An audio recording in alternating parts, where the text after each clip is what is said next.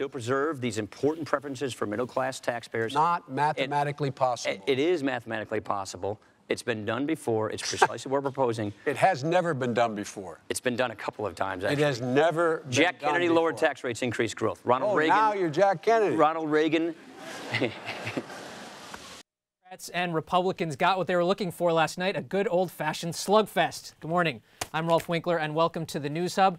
To break down the debate, we have a special guest now joining us. John Weingart is the Associate Director of the Eagleton Political Institute at Rutgers University. John, good morning.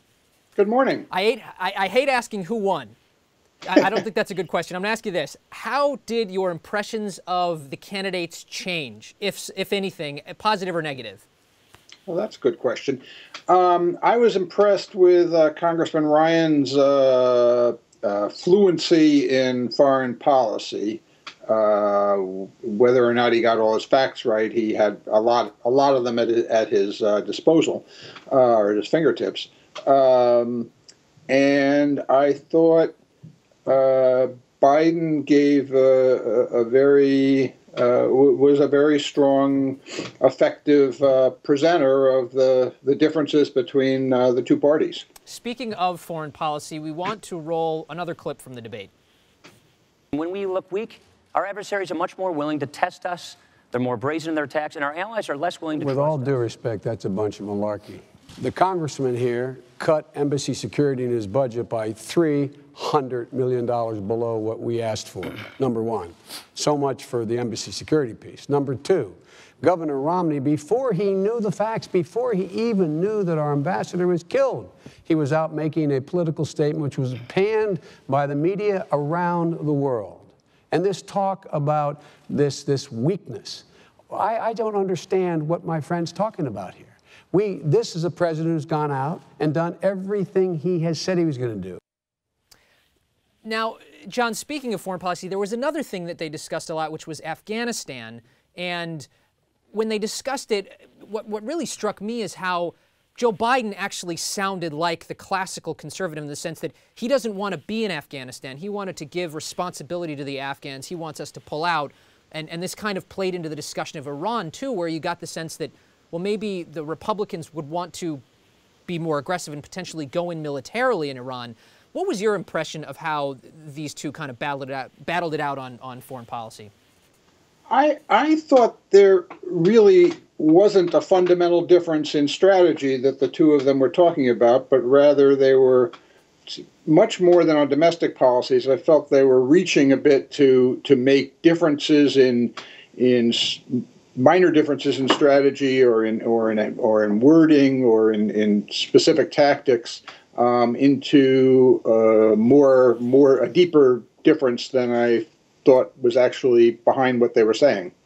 Okay, and by the way, let's move over to the economy a little bit.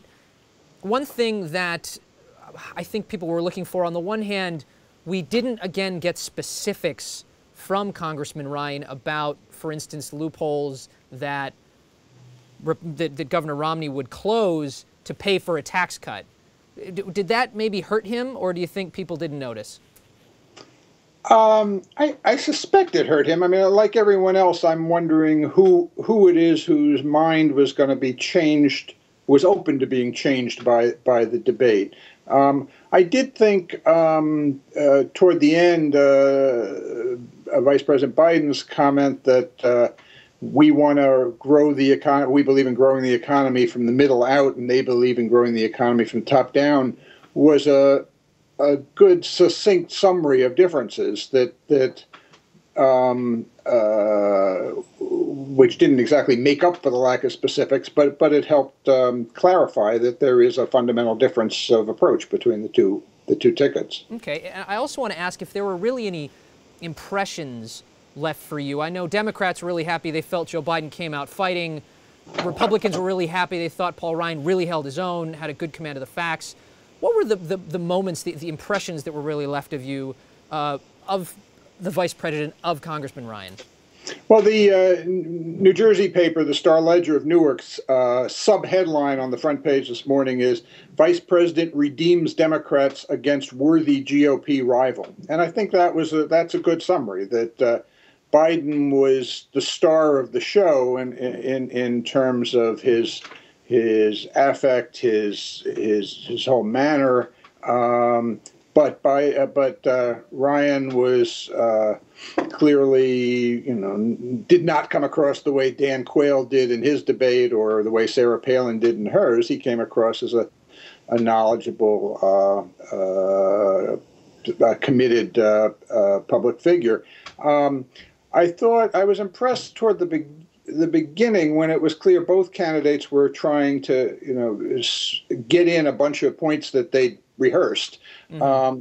That one of the ones Ryan got to twice was that we the Republicans stand up for our values, or we speak for our own values, and I'm not sure what that's about. It is something that I think some in the Republican Party try to put forward as a difference between the candidate, but really, I mean, there's a different point of view on abortions clearly between the two tickets, but what was meant by values wasn't entirely clear to me. Okay. By the way, I want to jump in, and one criticism potentially of Vice President Biden was some people thought, he was aggressive, potentially bordering on smug, with a lot of kind of wild gesticulating smiles, wry smiles.